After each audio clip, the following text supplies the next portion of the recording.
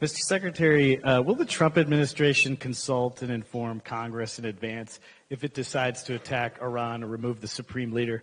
It's a question on the minds of many, given the major potential consequences of a new war in the Middle East. And also, 5 European countries issued a joint statement saying Alexei Navalny was most likely poisoned by a toxin found in South America, a South American frog.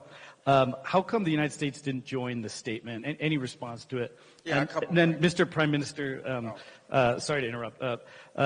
Thank you for your hospitality. On Venezuela, you strongly opposed America's removal of Maduro by force, saying it demonstrates a deepening breakdown of the international order.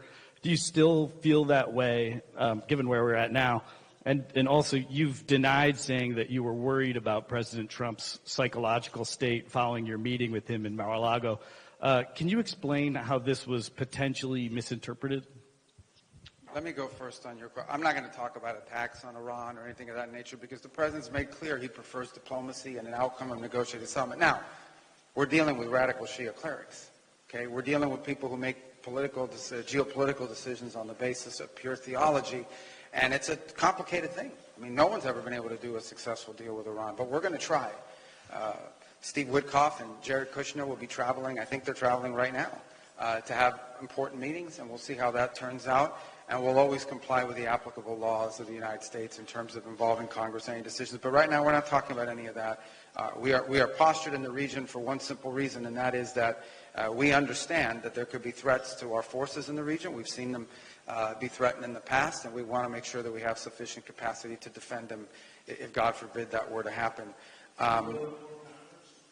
We'll follow whatever the law is on it, and it depends on the circumstance that lead to it. But right now, we're talking about negotiations. We are focused on negotiations. That's what we're focused. The president's made that clear. If that changes, it'll be obvious to everyone, and obviously, whatever the law requires us to do, we'll do. With regards to your question about the frog toxin, no, it's a very serious thing. Look, those countries came to that conclusion. They coordinated that. We chose. Doesn't mean we disagree with the outcome. It wasn't, our endeavor. Sometimes countries go out and do their thing based on the intelligence they've gathered. We obviously are aware of the report. It's a troubling report. We're aware of that case of Mr. Navalny, and certainly it's, we don't have any reason to question it, or we're not disputing or getting into a fight with these countries over it.